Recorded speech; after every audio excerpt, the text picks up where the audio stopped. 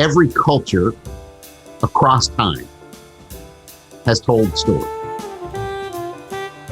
Well, there would only be one reason for that.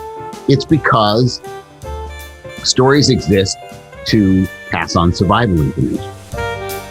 Hello, and welcome to You Are a Storyteller. In this episode, Brian and Jesse discuss what stories really are and why we tell them. Because without a shared definition of story, we have no way of knowing if we're doing it correctly, and we risk sacrificing clarity in the process. What's kind of cool about this is, I think we're about 2 years in-ish, maybe 2.5 at this point, and kind of exciting news this week. We are now joining the Co-Loop Podcast Network with some friends of ours, and as part of joining that network, I'm sure we're going to get a new folks listening to the show. And so we thought this week would be a good time to not only reintroduce ourselves, but also to kind of go back to the very beginning and talk about some of the most fundamental questions when it comes to storytelling. You know, for the folks who've been listening to us for the last couple of years, I think this will be kind of a fun refresher for you. But just at a high level, the reason why our show is called You're a Storyteller is that that's what we're trying to communicate. That's what we're trying to prove, is that you, as a member of the human species, have everything you need to be a world-class communicator already. And so this show is dedicated to not only helping you understand how story works, but also by proxy understand the power that you have as a storyteller to make change as you see fit. So my name is Jesse. I'm co-host of this show with Brian McDonald. Brian has taught everywhere from Pixar to Sony to Ford, you name it. In my opinion, Brian is the kind of Joseph Campbell of our time. You'd never say that, I know. And so mostly the show is about me asking questions and trying to get stuff out of your head so that hopefully it is of use to somebody out there who's stuck. Classically, our audience is professionals.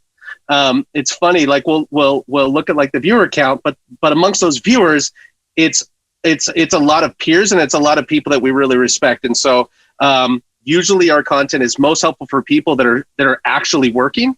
And I think this is our opportunity to maybe get to some new folks. And so that's kind of my setup. Brian, would you like to introduce yourself? Anything I didn't say?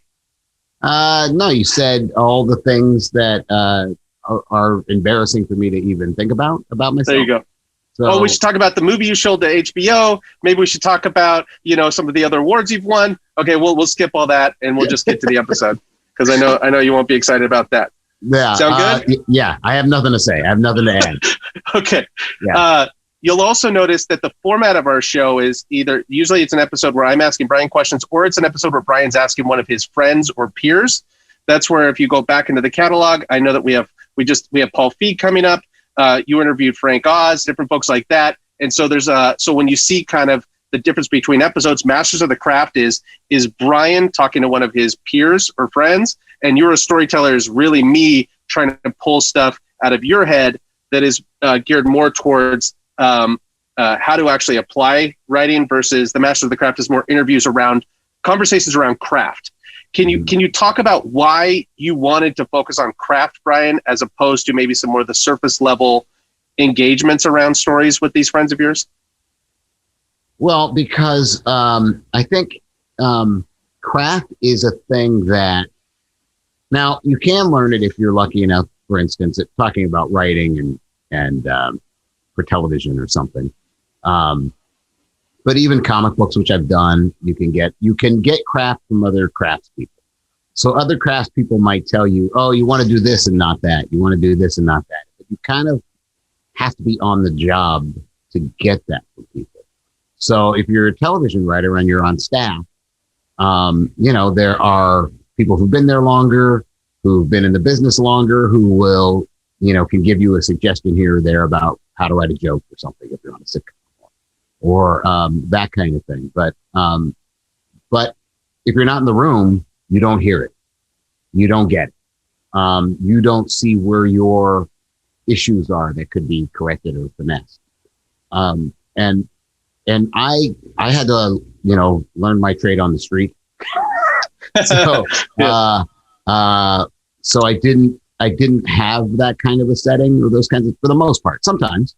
And so I thought it would be nice to, selfishly for myself, talk to people about how they do this kind of work around storytelling. But also, I was working on a project with somebody I was a fan of his work, and he asked me to work on this movie for him, help him structure it. And so I was working with him, and he's got a lot of fans, and I'm one of them. And so I felt really like I was in a very privileged position. Oh, look at the sun coming in. That's You look like the sun god, right? Yeah, well, that's it. Okay. So that'll all, we'll. We planned that. Yeah, yes, that's part of the budget. We budgeted for the effects. Yeah. Anyway, so I felt a little like I had a really good seat, a front row seat to an amazing show about craft, and I felt like other people would want to be a fly on the wall. I was interested in seeing how he worked. And so I was there both participating and observing. And I think I had something to add and contribute. And I think that people would have liked to have seen that exchange. And so this is sort of a version of that. And then selfishly for myself, I get to pick people's brains and figure out how they do what they do. And even among my friends, it's not something we talk about very much. But this venue helps focus the conversation. It's awesome. And it's really fun too, because a lot of these folks, like we were just talking about Paul Feig a second ago, where you've known 30 some odd years. So you can go really kind of deep, really fast, and kind of get into conversations that we probably normally wouldn't get to hear just on a radio show or something like that. Mm-hmm. For me, on the side of the shows that you and I do, it was always, you were mentoring me and teaching me so much stuff, but I was like, God, man, how do we invite more people in this conversation? Right. And so a lot of times you'll hear us say on the show, like, did we talk about this on the show? Did we talk about it? Because we talk about this stuff all the time. And so this was our opportunity to kind of grab this stuff for folks who weren't in the office here with us, at our business. They could at least kind of almost eavesdrop on some of our conversations, because the conversations we're having are not just philosophical in nature. We're trying to solve actual problems. I mean, you're working on a feature right now. I'm constantly working on campaigns. And so these conversations are very much survival information, because we need to apply the things we're talking about. Right. And you've been doing it for such a long time at such a high level. So I thought this first episode for the new folks, we should start with really foundational stuff. When we talk about story, God, there's so many weird things out there when it comes to story. It has become a buzzword thing. I know you've been teaching for so long, Brian. I don't know if story's always been as popular of like a buzzword as it is now. No. Right? It has. Okay, great. So I was curious about that, because now it seems like everywhere. I mean, you'll look at people's names on LinkedIn and it will say like master storyteller or story guru or all this other bullshit. And I'm always like, what does that mean? And so what I would love to do is let's start really foundational stuff, because one of the first questions I think the very first class I took from you, the first really two things that you taught was you gave me a definition of story, and then you told me what stories were for. And so I'm hoping we can kind of start with those foundational elements. And so as we jump into this, why is it so important to have a definition of story, Brian? Like, why is something like that as important as it is? Because I've never not seen you force people to answer that question. Right. Because, well, there's a couple of reasons. One is we are unaware of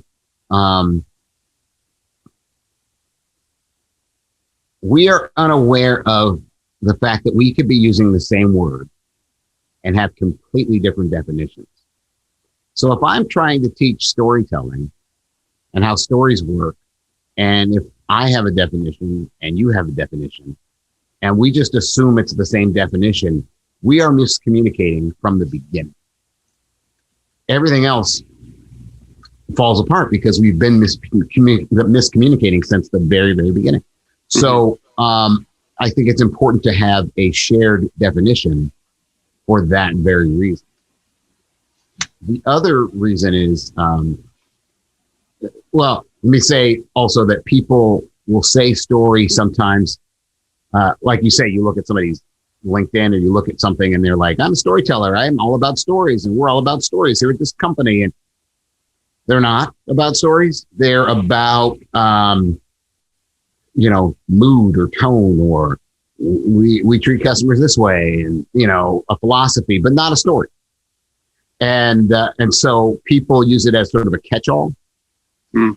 And that's not very helpful. But there's the other thing is that if you don't have a definition, how do you know if you're doing it correctly? That's a great point. Yeah. Uh-huh. Right. So it's like somebody asked me once about a director. I won't say who the director is. And they said, what do you think about this director? And they said, I don't think he knows how to tell a story. And I said, I think he does. Well, I have a definition, right? Right. Yeah. So according to my definition, this director doesn't know how to tell a story. Yeah. He's sort of that director is sort of a critic darling, but I don't know if regular people like this person's work very much. And I think it's because he doesn't know how to tell a story. And so, a story I've often told about why I even looked it up, the definition, was that I was listening to a jazz musician, a bassist on NPR on an interview. I wish I could find it. I got to find that interview. But he's a jazz bassist, this guy. And jazz people think, oh, that guy, he's the guy. He's the bassist. I love playing with that guy. He's amazing. So they were asking this guy how he became the guy. And he said, well, I was a bassist for a while and I was good. I was pretty good. He goes, but one day, and I don't know what sparked him, but he said, one day I decided to look up the word bass in the dictionary. And he said, then I saw that a base was a foundation and that it supports everything. So I knew what my job was. And he said, I became a better bassist. Right. And so that's the thing. Again, if you don't have a definition for story, how do you know you're doing it? You don't. You think you're doing it if you create a nice mood. Yeah. Right. It's funny because this is one of those throwaway things that might be a dyslexic thing. We talk about it a lot for the folks normally listen. We talk about being dyslexic, where a lot of people, they try to race past 101 stuff. You talk about this all the time where you're like, there is nothing bigger than 101. There's just other permutations of 101. So like, stop trying to jump to the next thing and really get the basics in your bones. Because like that musician, once he got bass, all of a sudden it matters. Like definitions matter. Imagine how many things do we take for granted? Like if I said father, give me a definition. Your definition, right, will tell you everything. Right. You know what I'm saying? Like there's a lot of things we don't, until we sit and think about it. Love, give me a definition. Right. Hate, give me a definition. Story, give me a definition. The work of learning the definitions and actually defining that will radically transform the way that you do those things. That's right? true. Does that make sense? What's interesting about the word definition, people have different definitions for it. Because I'll say, give me a definition for a story. And people will say, a way to express something. It's like, that's not a definition. First of all, it's not a definition for story. That's maybe too much of a definition. Like they'll just say expressing things like that, like that.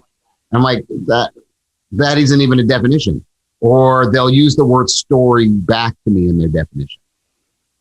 So, or change it and say, well, story is a narrative that, you just used another word for story in your definition. Right. Yep. You haven't defined what a story is.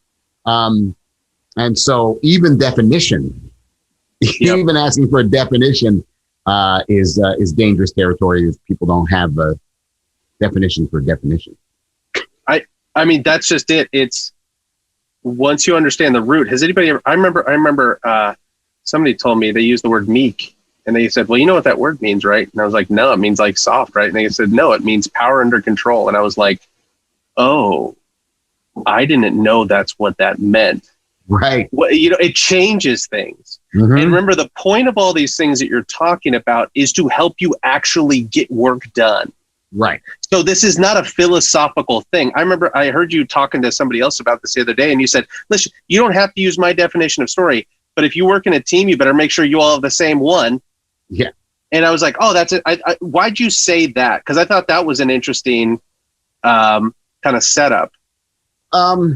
Because there is a school of thought, and people think it's very wise, that things can't be made simple. And if you have a simple definition, there are people whose brains will automatically go, it's more complicated than that. It has to be more complicated.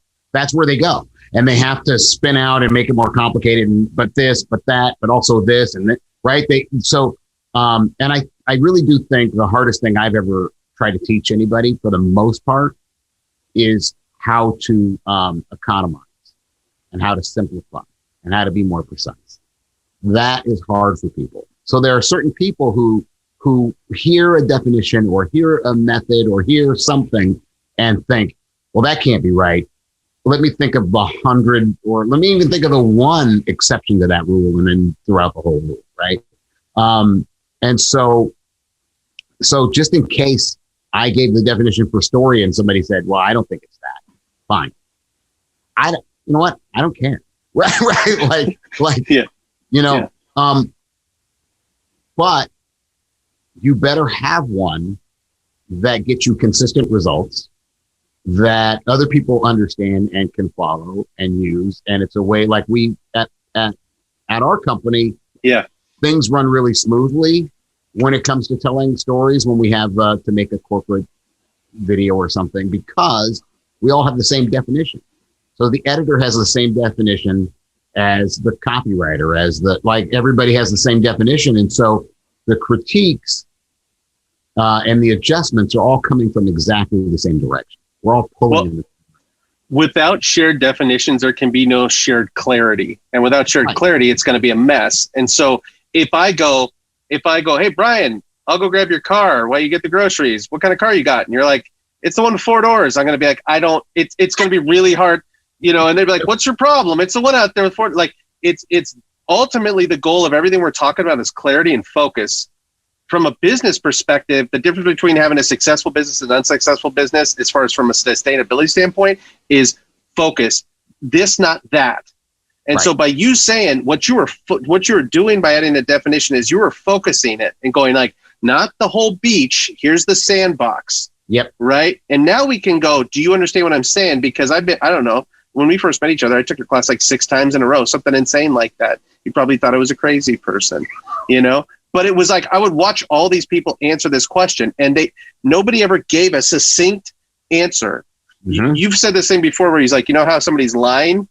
And I was like, how's that? And they're like, they talk too much. And it's like, when you listen to somebody try to define something, you'd be like, oh, what's your definition of design? And they go, ooh, it's kind of like, earth and how, and you're like, oh, this guy has no idea what he's talking about. Right. Yeah. Right. Yeah. If somebody who knows what if you're talking about Paul Rand, he'll be like, oh, design is the implementation. It's like, boom. They're just like, they know it. That's the foundation. It's the 101. This used to be stuff you'd have to know before you can get a job. And now it's turned into this really philosophical thing. Right. Right. When it was never meant to be. I think people hide behind the philosophy angle. I don't know how to understand that. Make it very complicated and very hard to understand. It's a way to hide. But while I feel like we need to give people this definition, because they're probably like, what is it? What is it you're talking about? Right. So just so that people have one. So I will give you the dictionary definition. But I've added something to that definition. And I'll tell you why in a second. So a story is the telling or retelling of a series of events. That's the dictionary definition. Leading to a conclusion, which is what I've added, meaning having a point, right? So a story is the telling or retelling of a series of events leading to a conclusion. Conclusion not meaning ending, conclusion meaning having a point. Now, the reason I feel like, first of all, I felt like I needed to add that, but we'll talk about that in a second. The reason I felt like I could add it was the way they write dictionaries. A lot of people don't know how they write dictionaries. I love that you're the only guy I know that goes, a lot of people don't know how they write. Brian, nobody knows how they write dictionaries. Where the hell did you find out how they write? I love that you know how they write. So I guess, how do they write dictionaries, Brian? Well, okay. So they ask a lot of people who they think are smart people, learned people, what they think a definition of a word is. What do you think the definition of this word is? And then they kind of get a consensus. And they go, this many smart people, whatever that means, think the definition of story is this or whatever. And the reason I know that is because some people will remember this actor. Some people will not remember this actor. But there was an actor, Tony Randall. And Tony Randall did a lot of things, worked in movies and television for a long time. But one of his most famous roles was on The Odd Couple, playing Felix Unger. And anyway, he was a pretty kind of persnickety kind of a dude. And he was a word guy. And I heard him talking about how he worked on this dictionary. They just asked him a bunch of questions. And then I looked at the dictionary I had, and his name was in there. It's like Tony Randall as one of the contributors to the dictionary. So I felt like, well, if it's just asking people what they think it is, I feel like I'm okay adding, if my life's work is trying to understand stories, I felt like it was okay for me to add to the definition. So here's also why it's crazy, in my opinion, that wasn't the definition to begin with. Because if you listen to somebody who tells you a story, and I'm like, let's not even talk about movies, right? Because then it gets weird and people start attributing a bunch of crap that's never there. Right. Let's just say you went out to lunch with somebody and they told you a story and there was no conclusion. How does that feel? And you're sitting there going like, so, and then you're like, so what? And you're like, did you lose your job? I mean, what did she divorce you? What happened? And you're like, oh, that's not really important. It's like, well, then why did you just spend 20 minutes telling me the story if there's no conclusion? In real life, things don't work like that. It would be the most unsatisfying. You'd be sitting there going like, I'm sorry, what are we talking about? Mm-hmm. Right? I'm just saying practically. Yeah. Oh, yeah. Right. You're right. Like if you're talking about novels or you're talking about movies, then people bring all this stuff. Well, it doesn't have to be the thing that you say it is. But we are very clear on what a story has to be if you're just talking to somebody. And that's an important part, too. An important element of storytelling is to realize, as the title of the show suggests, that you are a storyteller and that there aren't any rules that you need to learn. Like, I mean, I teach a bunch of them, but it's already stuff you know how to do. You already do it. All I do is give people definitions for techniques they already use. It's like I just put a handle on the tool. Yeah. And then it's easier to use. But when I say storytelling, often people, I notice that people do a couple of things when you say storytelling. They will automatically sort of formalize it. And they usually put storytelling in a couple of categories. Real quick, can you explain what you mean by that? They formalize it? Yeah. So they'll say, storytelling. And they think of tribal storytelling. Oh, Native Americans, they're storytellers. Or they'll think of it for children, right? Oh, yeah, storytelling, right? It's like, it's so much broader than that. It's like, no, do you understand when you have a conversation with a person, you cannot have a conversation with anyone without very quickly going into a story about this or about that. Like, it's almost impossible. And so storytelling is natural human equipment. So I think people don't understand that that's what it is. It's just, it comes with the territory. Yep. Yeah. Storytelling. Storytelling. It forces focus and clarity. And so when you talk about structure and how you can learn structure by just listening to someone talk, that's because over however many millions of years as a species, we've had to figure out, Brian, don't go in the woods. I got something in my head. I got to get it in your head. And I got to do that very efficiently. It's an efficiency model. And that's what they don't understand. They think it's this like really philosophical thing. It's like, no, it's an efficiency model. It's the same reason why it's like we have opposable thumbs. It's the same reason we have stories, is because if we don't have stories, we're not going to make it very long. Right. And so if I try to tell you the story about there's a bear in the woods and you walk away and you're like, I wasn't clear on his, like I wasn't really clear on what Jesse was saying, and you walk into the woods, I didn't do my job as a communicator. Right. There was no conclusion. So don't walk into the woods. There's a bear in there. Right? Exactly. Yeah. It's funny. Pat Chayefsky, longtime listeners will know who we're talking about, but he was a screenwriter and a playwright and a novelist, but he was a pretty serious screenwriter. That's right. And Pat Chayefsky, just for those people at home, I have a picture of him hanging on our wall here. Yeah. So, but Pat Chayefsky in an interview was talking about he got a critic didn't like his work because they didn't like that it got tied up in a bow at the end. There was a conclusion, and he said, "Well, stories are meant to resolve. That's why we tell them." And I think I read that when I was a teenager or something. I read that, and that stuck with me. Like, yeah, that is the point of that. So, if you watch any number of television shows now, television isn't what it used to be, right? Television is almost chapters, right? There used to be episodes where it would be like, this one is about how Hawkeye learns that blah, blah, blah, right? This one is about how Frasier learns blah, blah, blah, right? And now it sort of goes on. And I am of the firm belief that the reason that binge watching became a thing is because these things don't conclude. And so I don't think it's evidence of a good thing. I think it's evidence of a bad thing.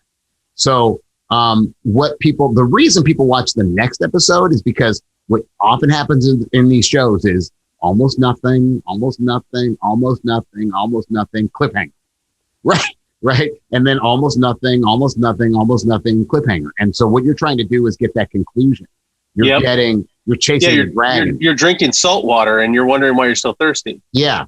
Right. Yeah. And it feels like you're having a good time. Right. Yeah. But the problem is, with 9 out of 10 times out of these shows, by the time they end, people are disappointed with that last episode or that last season. And they will say, oh, that last season went downhill, or that last episode was awful. It was like, no, it was awful the whole time. They just fooled you for 4 years. Yeah. Yep. Like, if they knew where they were going, they could tie it up in a bow and it would make sense. Instead, they don't know what they're going to do by the time they end until they end. And then they'll come up with something. And often it's dissatisfying because it wasn't going there in the first place. So, again, something that wouldn't happen in real life. Right. You're like, you sit down, Grandma, I lost my job. I don't know what to do. She looks over and you goes like, well, let me tell you about the first time I got fired. You think she's gonna, at the end, she'll be like, and then what was the point of that story? What was I here to tell you? It's like, no, Grandma's going to tell you something to try to help you out, which really leads us to the second half of the show, which is, okay, now that we have a definition of story, this was the thing, honestly, like, Brian, this was the thing that I mean, the first time I was in class, I was there, and I'm there with a bunch of like college students, right? I'm sitting there, I feel like the old guy in class or whatever, and you were teaching, and the students are texting and shit. When you said this, I looked around and I was like, does anybody know what's going on right now? Because when you said it, it's like, because I've been making my living as a storyteller, whatever that meant, since I was about 19. And I think I met with you when I was like 32 or something like that. So 6 years ago or something like that. And when you gave me why stories existed, that was probably the biggest aha moment I've had. Because I remember you looked at me and you said, well, Jesse, why do stories exist? And I couldn't answer your question. And I've never been in a class where somebody gives you the answer, right? It's pretty crazy. And then can you talk about why, when you ask people this question, you make them struggle with it? Can you, because you never just tell them, you make them struggle with it. Yeah, because it's the same thing I do when I ask what a story is. Give me the definition, right? Because the answers are simple. And the problem with giving somebody a simple answer is they assume they knew it all along. And then they don't know they've been given something. So if you just give them the answer, they go, well, yeah, sure, of course. Right. Right. So let them struggle. So I let people struggle. It's uncomfortable. And people think he's not going to just let us struggle, but I'll just stand there. I don't care. Like, because they think, well, eventually if none of us answer, he'll tell us. I mean, I do eventually, but I'm hoping to get some answers, and I get answers now. And sometimes people get close. Sometimes they don't get close at all. Sometimes they just kind of circle the drain and they like, you're almost there. You're almost there. They tend to make it more complicated. They tend to, you can boil it down to one word, like human beings tell stories. People will often say to entertain. That's not it. Because not every good story is entertaining. So that doesn't make sense. The Schindler's List is not entertaining. That's not its job. Its job is not to entertain. Or there's a bear in the woods. Don't go out there. This happened to me one time. Blah blah blah blah blah. That's not meant to be entertaining. Yeah. Right. So no, that's not it. Sometimes they'll say to escape. No, that's yeah. Sometimes they'll say what do they say? To connect is another one. These are all things that stories can do. Right. Yeah. This is not what stories are for. Right. They can do all those things. But what are they for? Why do human beings do it? Human beings have always told stories since the beginning. Every culture every culture across time has told stories. Well, there would only be one reason for that, because you would think there would be somebody who didn't do it, some tribe somewhere, or somebody lives in the woods and they don't, whatever, in the jungle or whatever, or in the desert someplace. You would think, they don't, right? Because they're isolated from the rest of us, but they all do. We all do. Yeah. And strangely, as Joseph Campbell found out, that we all tell the same stories, right? Yeah, different cultures, but it's because stories exist to pass on survival information. That's why. So when you said you can sum it up in one word, that word is survive. Yeah, survival. But it sounds so small. I mean, when you talk about that, Brian, like when you know why something exists, you know how to use it. Like we use the example of like you could use a chainsaw to open up a beer, but that will make a mess because chainsaws weren't made to open up beers. You could do it, but once you understand why something exists, you know how to use it. When you said survival, all of a sudden I realized that, my God, storytellers have the best job in the world. Right. They have the best job in the world. Their job is literally to help people all the time. Yeah. Your job is to help people all the time. Help people go from stuck to unstuck, from not knowing to knowing. Like I go, oh my God, it's so much deeper than, as a film person, I was like, gonna make something that's entertaining or funny or whatever. And it's like, oh shit, it's way deeper than that. I got to give people a gift because other people have given me gifts. Right. Like we talk about it, how when I started visualizing this, and we talk about it with our customers, our clients sometimes, where I'll say, when you sit down, you're having a conversation with somebody, you all imagine you have a bunch of like baseball cards, and every baseball card is a different piece of survival information. When people are talking, all they're doing is exchanging cards. Mm-hmm. That's what they're doing. Oh man, marriage is, falling apart. I think we're getting a divorce, but I don't know if I can handle it. And then your friend goes, you know what? I remember feeling like that. Bam, here comes the story. Your kid's going to school. I'm getting picked on. I don't know what to do. It's like, I know what that was like. Boom, here comes the story. It's like, this is what we're doing. And you can watch it almost like a little bit of medicine. You can watch it heal them. Yep. Like, having little kids, Brian, I mean, I see this all the time where like, they'll be worried or stressed or anxious about something. You tell them a story and all of a sudden you can literally see their body go like, okay. Right. It's healing. Right. Yeah. So it sounds simple, but once you said that, it really started creating a logic that helped get me out of jams all the time. And so when you say survival, will you qualify that a little bit? Because I know that a lot of times people think that just means physical. Yeah, that's what often happens. They go right to physical, and then they start coming up with exceptions. That's a certain kind of learner, where they go, I got to think of all the exceptions. The problem with that kind of learning is then you never learn the rule, right? Right, because you disregard it because there are exceptions, right? Yeah. So you're like, well, that doesn't make any sense. Well, now you haven't learned the rule. You don't get any better usually. But sometimes that's not the goal of people. The goal sometimes is I want to look smart here, so I'm going to disregard that. Right? They have other reasons, but so they automatically go to physical survival. But there's all kinds of survival. So physical survival is one, but there's also social survival about how to behave. There's spiritual survival or emotional survival, which, any 12-step program where people are sharing stories are about those things, right? This is how you survive that, right? If somebody has been through a traumatic experience of some kind and it's similar to your experience in some way, what you can get out of knowing it, especially if they're ahead of you in this experience, what you get out of it is amazing because you can see their experience, you can see yourself in it, and you say, oh, if they've survived it, then I can survive it. If they lived through it, then I can live through it. That's a kind of survival information. But there's cultural survival. Like, you talked about Oscar Schindler a minute ago. Yeah. Right. Great example, right? Right. Yeah. And what's interesting about that is, and that's spiritual survival, right?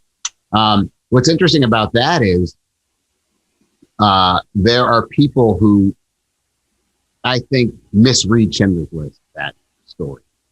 Because, in fact, Terry Gilliam, who hates Schindler's List, because he's one of these people who doesn't like simple answers.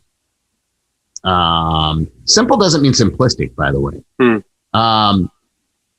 Where he's like, well, the Holocaust, this is a success story about the Holocaust. And the Holocaust is not about successes, and the Holocaust isn't about, it's about, the failure of humanity, and it's all these things. And, but not understanding, I think, how stories work, that it's not a story about the Holocaust. It's a story about one man during the Holocaust, right? Right. The Holocaust is a big subject, and you can tell minimum 6 million stories about the Holocaust, right? So this other director, Terry Gilliam's response should be, I'll make a movie about the Holocaust that says what I think it should say. That should be his response. You have 6 million stories you can tell. So, and that's just talking about Jewish people who were killed. That doesn't, we're not talking about the homosexuals. We're not talking about anybody. There's at least 6 million stories to tell. So, but this is a story about how you can be a human being even under the worst circumstances. You don't have to lose your humanity even under the worst circumstances. That's not a story worth telling. Yeah. Doesn't make any sense to me. Yep. Right. I think that is a very valuable story. That's a very valuable story. Yep. That it's little survival information where you're in a tough spot, more than likely a spot not nearly as tough as the one that Oscar Schindler had to navigate. And you go, well, if another person can try to do the right thing in the midst of something like that, well, I certainly can do the right thing in the midst of something like this. Right. Yeah. And those stories pop in your head, and they pop in your head for a reason. Yeah. Right. When I was a janitor for a while, one of my jobs, and the job, it was a hard job for me for a lot of reasons. Being a janitor was hard for all kinds of reasons. But one of the reasons it was hard for me was my job was to all the garbage in this building would sort of get brought down to me down at the dock, the sort of loading dock, and I would put it in the dumpsters. Well, this particular building had several restaurants in it. So every day they were throwing away pounds and pounds of food. And at Thanksgiving and Christmas, they would throw whole turkeys away that were still hot. Like I would have to wait for hours to throw that stuff out because it was still hot. Sometimes untouched, sometimes just the breast cut off a turkey or something. And there was a bakery, and so they threw away pastries every day. And I was told that I could not give that food to people. Like it was out, the alleys where I was, and there'd be these homeless people asking for food. And they were like, you'll lose your job if you give people this food. And I remember asking, can't we give this food away? Can't they give it away? Can't they work it out? And this is a club, private club, kind of a country club kind of club. And they were like, well, there's lawsuits and we'd be liable and this and that. It's like, there's a lot of lawyers in this club. I'm sure they could work it out if they care. If they cared, I'm sure they could work it out. They don't care. And so people would ask me for food. And all I could think is, I don't want to tell the story to myself about who I was in this moment. And I needed that job. But I thought, this job is not worth my soul. Right? I've been hungry. I know what that's like. So my bigger job is to feed these people. My bigger job. I like that. That's great. Right. And I didn't want to be fired, but I did want somebody to look me in the eye and tell me they were firing me for feeding people. I did kind of want that to happen. Sure. Even though I didn't want to lose the job. And so they were cool about it. They knew I would get in trouble. And so I would sneak them food and stuff. But because you have to lock up the food, you have to lock the dumpster up and stuff. So I would give people food. And this is not about me being a good dude. It has nothing to do with that, but it has to do with stories in my head. And it had to do with me thinking about all of the people. This was not the Holocaust, but it was hungry people. And I thought about, I was following orders, which is the thing you hear about the Nazi camp, right? Or like, I was following orders and they only do one part, right? So there's somebody who just drives the train. They don't burn anybody. They don't kill anybody. I just drive a train. I just do this part. I just guard the whatever. That's right. Right. And I just thought, I'm just a cog in the wheel. And I could easily say, well, I would lose my job. I could easily say that. But I had enough stories in my head that I realized I didn't want to be that person. That's right. That was going to be a poor excuse when I was on my deathbed, thinking about who I had been. And that's where wisdom comes from. Like you said before that you talked about how stories are the collective wisdom. Will you kind of unpack that a little bit?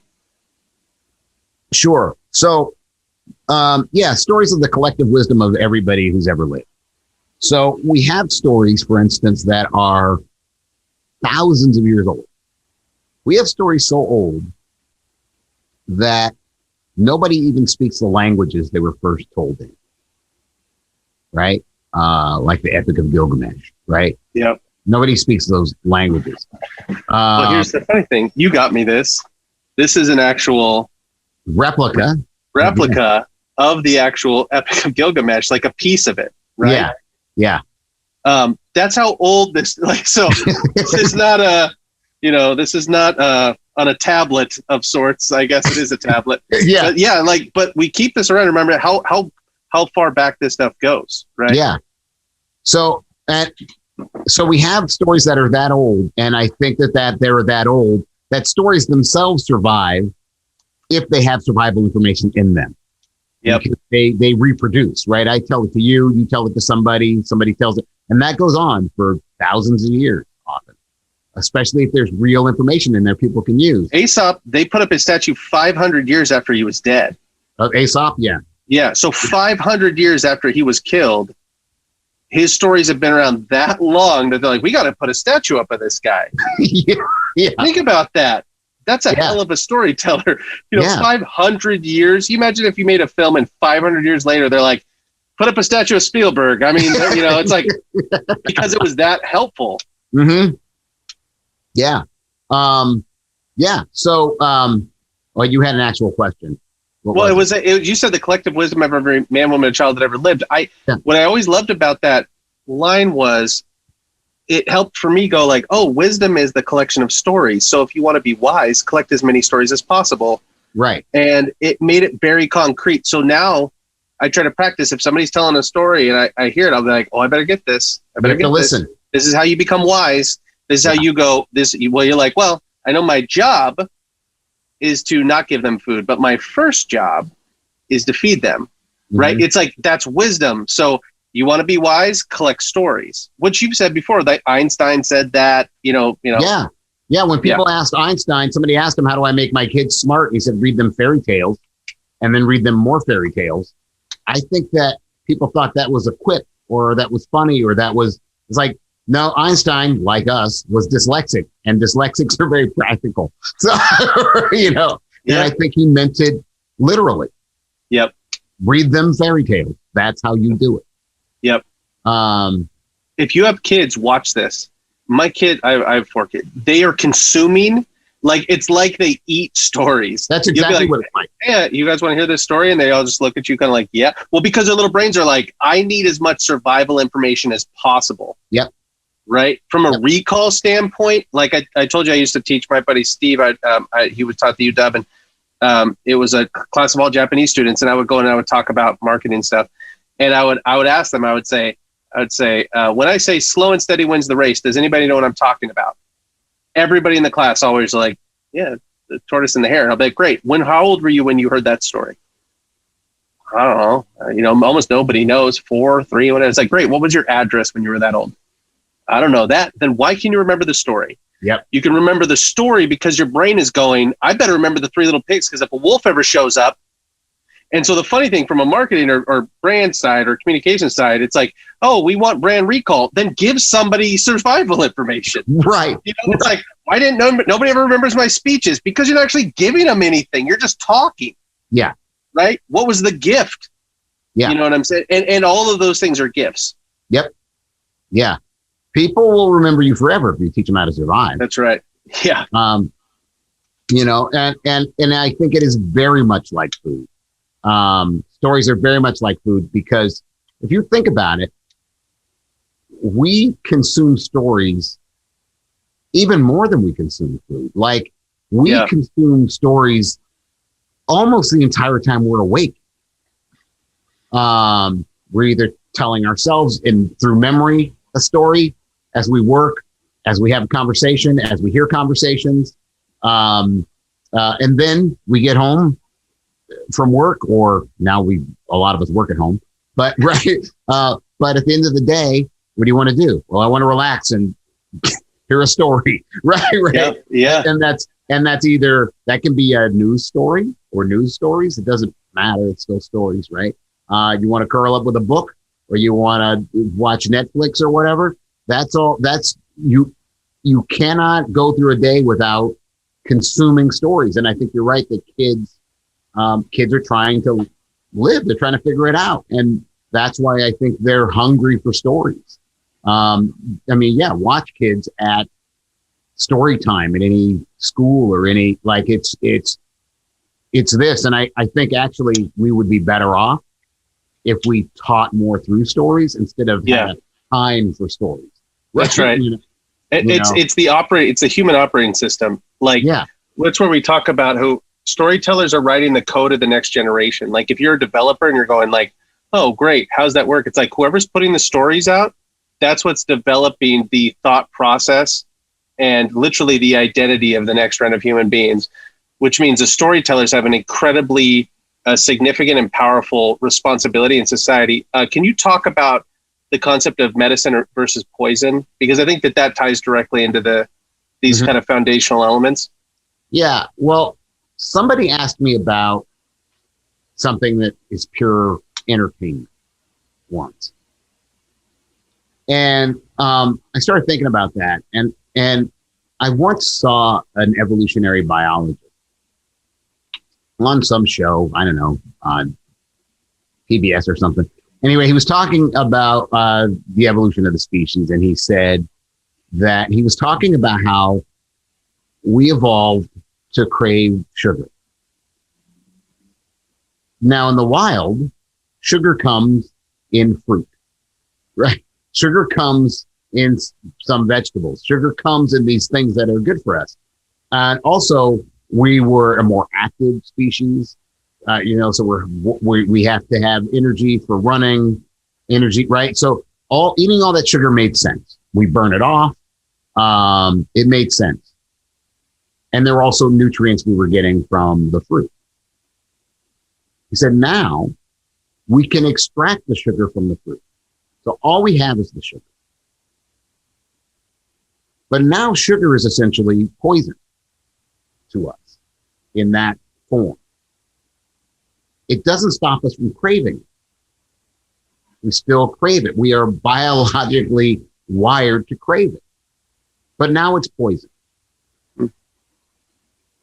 And so if you are not giving anyone any nutrients and you're giving them all the sugar, which I think that people have learned how to do through demographics, right? What do these people want? They like fast cars. Great. Give them only fast cars. Sugar, right? Yeah, you can make a lot of money selling sugar. Ask Coca-Cola. You can do that. Yeah. It doesn't mean you're not killing people. That's right. You can also give them something. You can give them something that that they enjoy, that tastes good, in quotes. Yeah, sure. But has nutrients. Yeah. We talk about that, like E.T.'s insane. Like that movie's insane. Yeah. It's also super fun, and it's like, but I mean, God, what a great, like, it's all there. Jaws, that's to say, like all these classics we talk about, the classics do that. Yeah. Right. Yep. The classics do that. They don't, now we're in this weird space where you choose. Where you're either going to say something or you're going to entertain people, and you can't do both those things. Really? It's a Wonderful Life does. The Wizard of Oz does. Yeah, we talk about Aliens Jojo Rabbit. Does. Yep. Jojo Rabbit does, right? You can do that.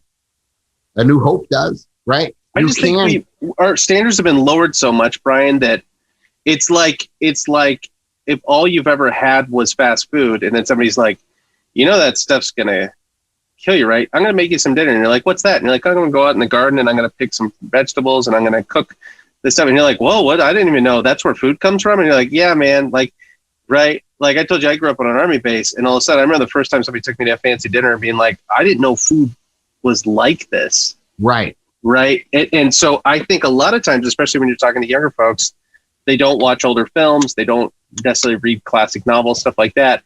And they'll say the equivalent of like, oh my God, can you think of a better thing to eat than a Big Mac? And you go, well, yeah. And you're like, you've never actually had anything but Big Macs. That's the problem. Right. You don't know there's another option. You haven't seen these other things. You haven't read these other things. Because when you do, it will immediately change your palate. Right. Right. Yeah. Yeah.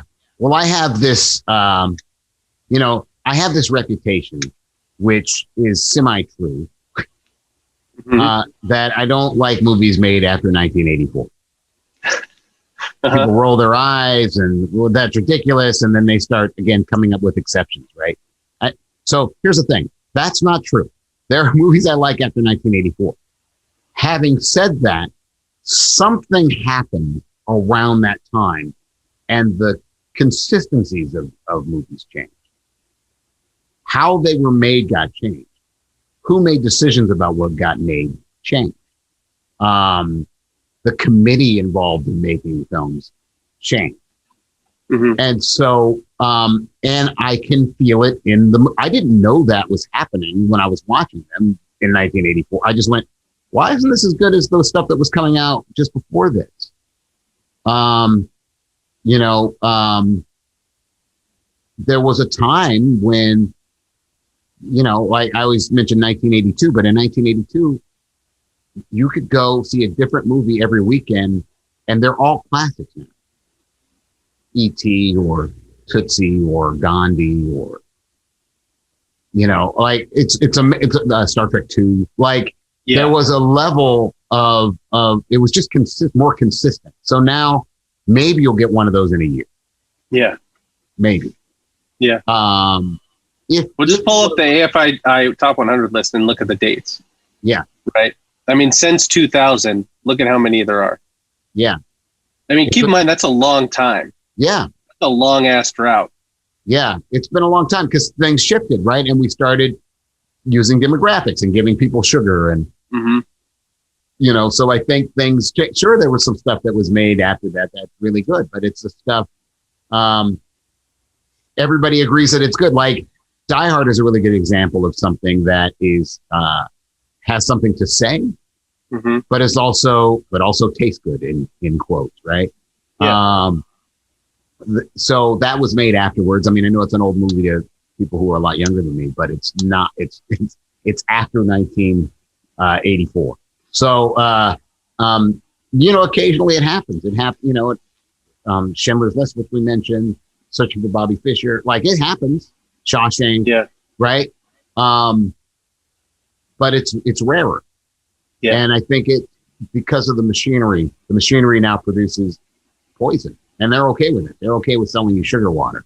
And I remember I was in line at a store or something, and the summertime, and some movie had come out. It was some big action movie, and so the checker was talking to a customer and saying, "Oh, I saw such and such a movie," and the checker was like, "How was it?" And the person was like, "Well, it was pretty good. It was fun. It was, it was just fun." But there was no real story. But what do you expect from an action movie? And I'm like, I expect there to be a story in an action movie. Raiders of the Lost Ark had a story. Die Hard has a story. You don't have to not have a story because you have aliens. Yeah, sure. But it's interesting that now on this side of history, that's what people think. Well, you get one or the other. You get a good thing that matters, or you get sugar. You can't have both those things. Like, that's not true. That's never been true.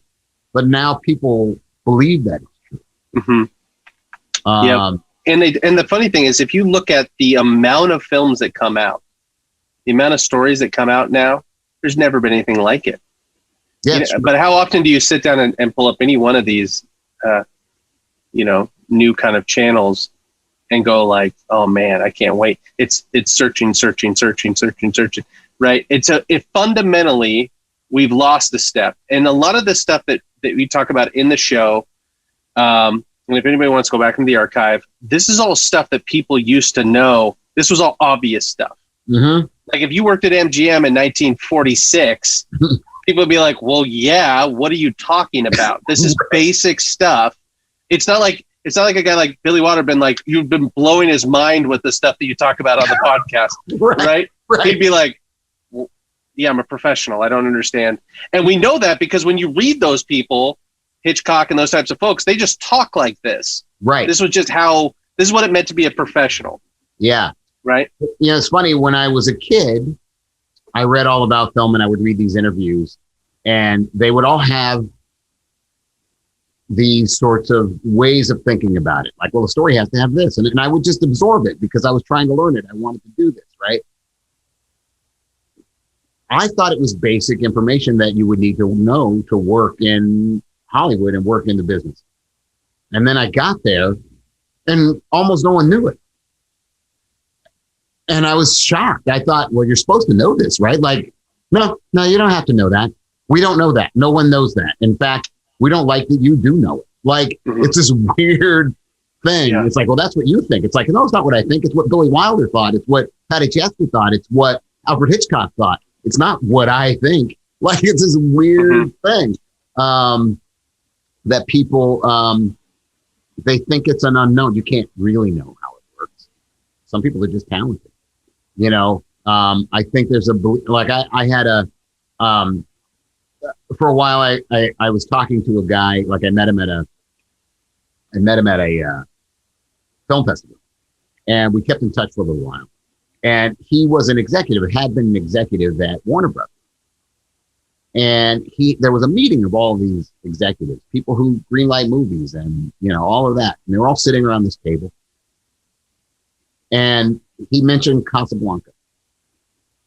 And he was the only one who'd seen it. Now, Casablanca. At Warner Brothers. Yeah. So they made Casablanca. So in general, if you're in movies and you haven't seen Casablanca, but if you work at Warner Brothers and you haven't seen it. Yeah. Yeah. It's like you can walk right outside and see the stage where they shot it, right? So like, I don't understand how you wouldn't know it. Secondly, it almost always shows up as number 2 on the greatest films ever made. And you don't know it, and you work in the movie business, and you work at Warner Brothers, and that's pretty normal. But see, there's a disconnect when it comes to stories. Like I told you, I was texting with you. I was painting my living room this weekend. I was listening to a lot of podcasts, and I was listening to some Conan O'Brien Needs a Friend podcast, and I was listening to one with John Cleese, and I was listening to one with Bill Burr. I was listening to one where he was talking about comedians. You go listen to them. Listen to how comedians talk. All they're doing, there's at least a quarter of each one of those shows is comedians talking about old school comedians. Yeah, they're talking about W.C. Fields. They're talking about Buster Keaton. They're talking about their context as professional comedians. They know all of the stuff that came before them. Right. And so when you're listening to them talk to each other, they're like, you remember that bit where Johnny used to do this thing? And like, oh, well, who did that before was that actually George Burns used to do a bit like that. And they're just talking. Listen to how they know the history. They understand. In order to be a professional, you have to understand kind of where you came from, right? Mm-hmm. We've lost a step when it comes to story. It's the strangest thing. But I think from a principle standpoint, if you at least learn the principles that we're talking about, maybe it'll make you excited to go back and see them in action. Yeah. Right. Yeah. That's a good place to start. Yeah. I think when it comes to, and we talk a lot about movies, but other people can use all this information. Anybody who's a storyteller, Oh yeah.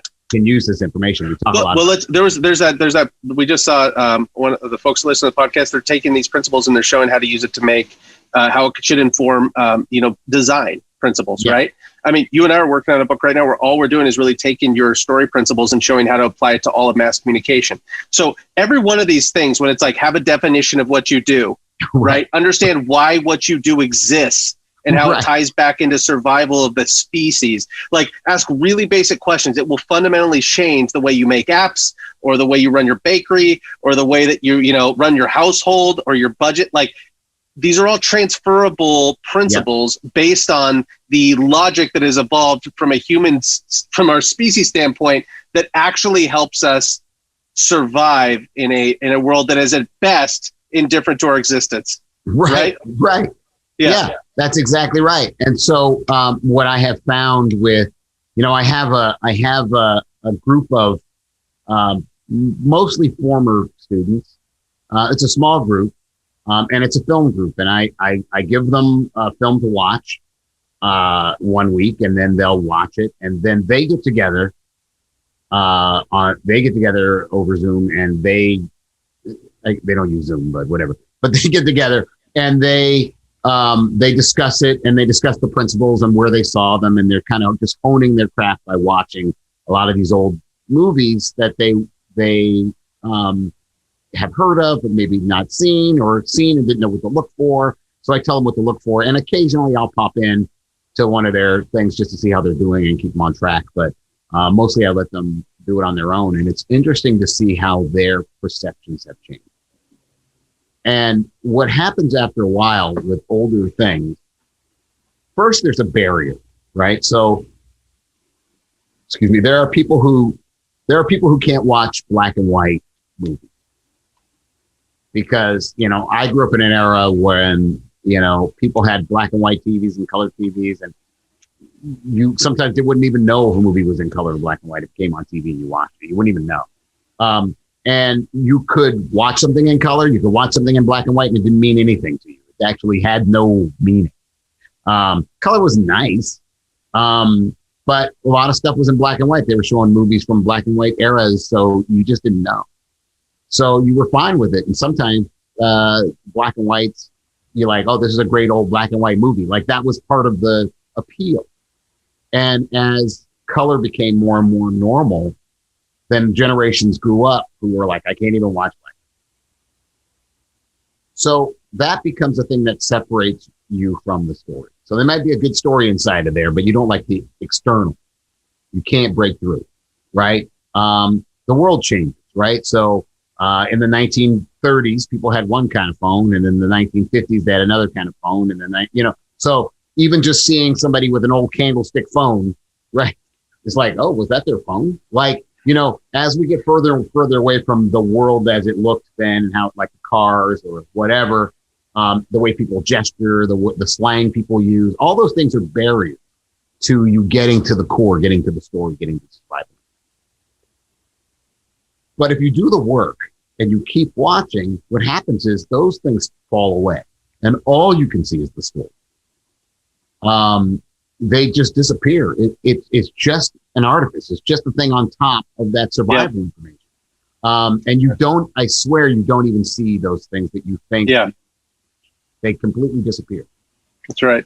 And it's amazing. And the craft is just, it's inspiring, right? Yeah. I mean, like, you're not going to find a funnier movie than Bringing Up Baby. You're just not going to find one. It's just, or something like It Hot. It's like, there's so much gold out there. If you're drinking salt water all day long, understand there's some fresh water you can take a look at.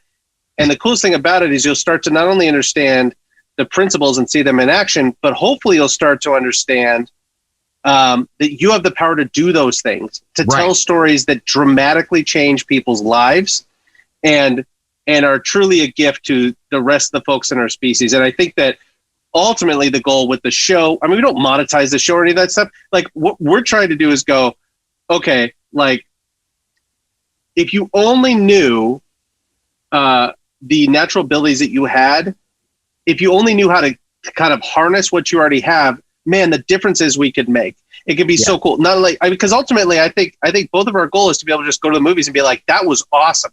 It's like when Jojo Rabbit came out, and it was like, we started texting. It's like, this is awesome. Or Derek's new movie in and of itself, that you're watching it, you're like, oh my God, this is awesome. It's like, can you imagine that at scale? I mean, that's what we're all hoping for. Yeah. Right?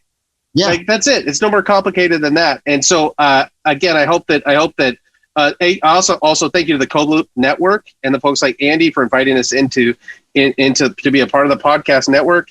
Want to thank the people who've been listening for the last couple of years, and also the folks that are just now started listening. And I really hope that these episodes and the old episodes and the episodes coming will just help you not only get unstuck, but help you get going and to build your confidence that you can go out in there and tell the stories that really matter to you, and that you can literally change the world around you through the stories you tell. That's it. Yeah, exactly right. I couldn't agree more with everything you said there. So I have nothing to add. For the first time in my life. Hey, first time for everything, right? Yeah. It's awesome. Thanks, Brian. Yeah, thanks. This program is produced in Seattle, Washington by Belief Agency.